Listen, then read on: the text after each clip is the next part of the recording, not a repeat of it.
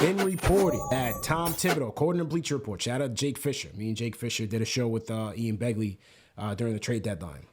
He's kind of like this new NBA insider. So according to Jake Fisher, Tibbs is expected to return to the Knicks for season number 3. Tibbs is not without his faults. Let's just put that out there. You guys have heard me say it. You guys have heard other hosts on this show say it, questioning some of his decision-making, the rotations, the substitution patterns. I mean, you saw it here tonight. You saw another situation where Julius Randle plays the entire third quarter. You forgot Obi Toppin was even on the team. I think the offense lacks creativity. You guys have heard me say that the out of timeout plays have been abysmal, not just this year, last year as well. Late game execution, this team blowing lead after lead after lead after lead after lead. I think that's on part of it. I think part of that is on Tibbs.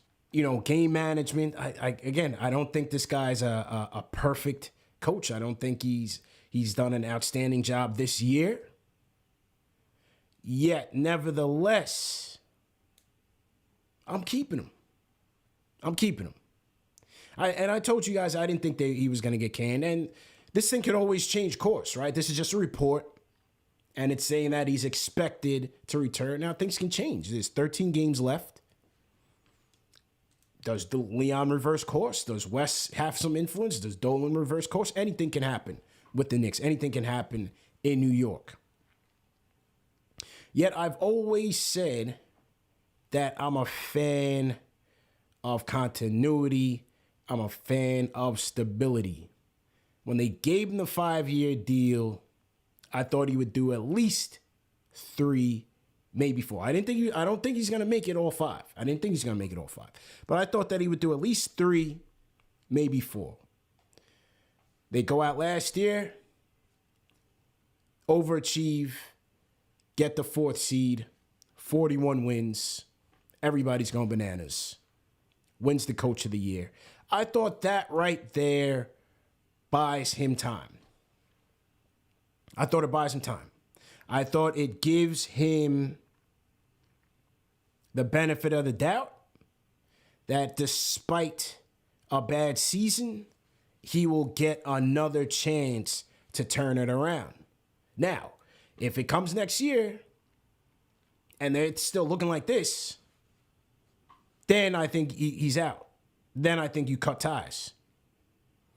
But no doubt, I think the guy has earned the right to turn this around and help turn this around.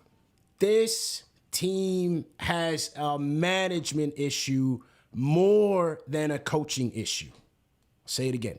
It is more, not all, it is more to me of a management issue than a coaching issue.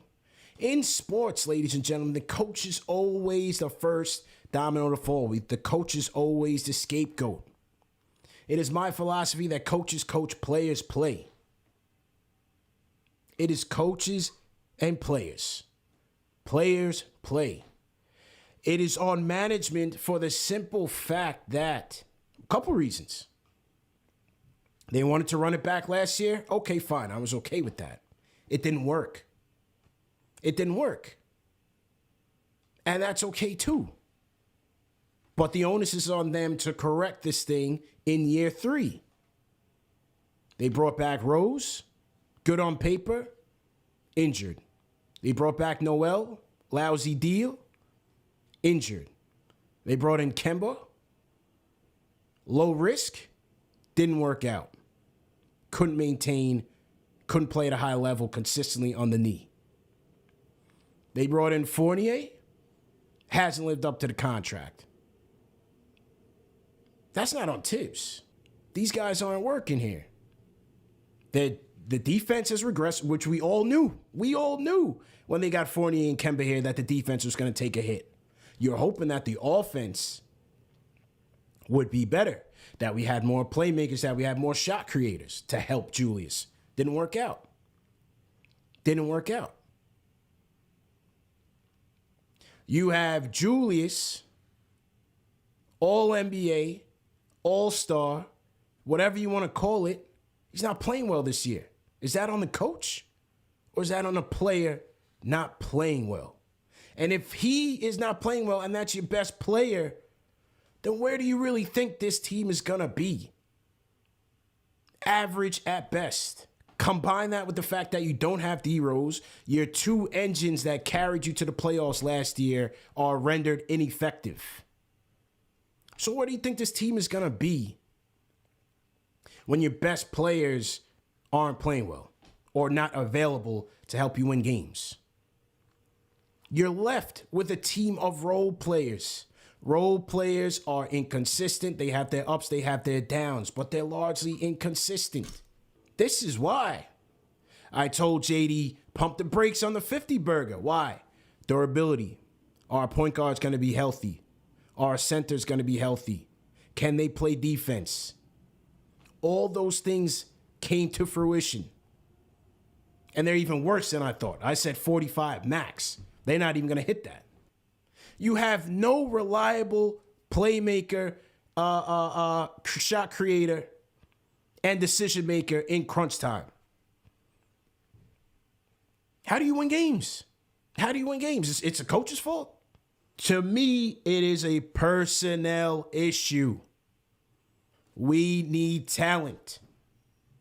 And not just talent, but players that fit together. It didn't work out this year. The management did not put that roster together this year. That's not all on the coach. And the coach has his faults.